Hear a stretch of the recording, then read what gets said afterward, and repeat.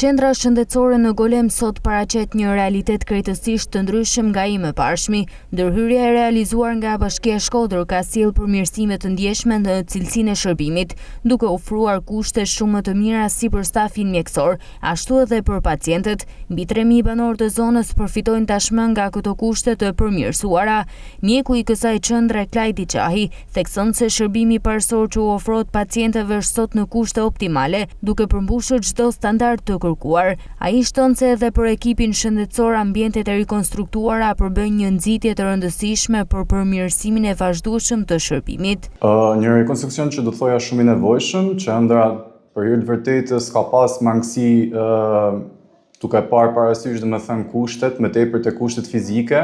Pjesa që ka pas problematike, katramaja, suvaja janë bërë të gjitha nga fillimi.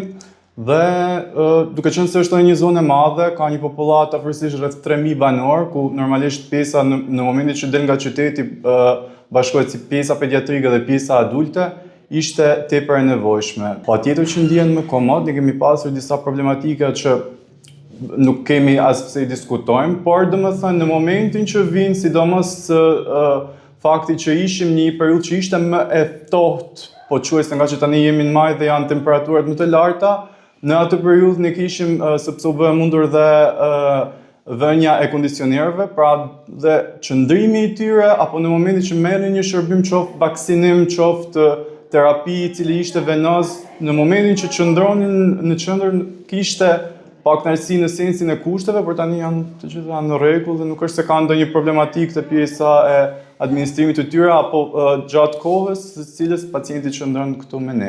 Duke qenë se ne kemi tani dhomat specifike me të gjitha kushtet dhe parametrat e nevojshëm, nuk ka asnjë arsye pse pjesa që nuk ka nevojë për ekzaminime shtesë apo të nevojshme të shkojnë dhe të bëjnë atë mbi ngarkesën që ne e quajmë si një problem të spitaleve, pra të sekondarëve, siç e quajmë ne. Edhe vetë pacientët të kësaj zone shprehen mirënjohës për investimin, duke falenderuar Bashkinë Shkodër për kujdesin dhe vëmendjen e treguar ndaj këtij komuniteti. Na falenderojmë Bashkinë për investimin që ka bën këtë ambulancë, edhe jena shumë të kënaqur.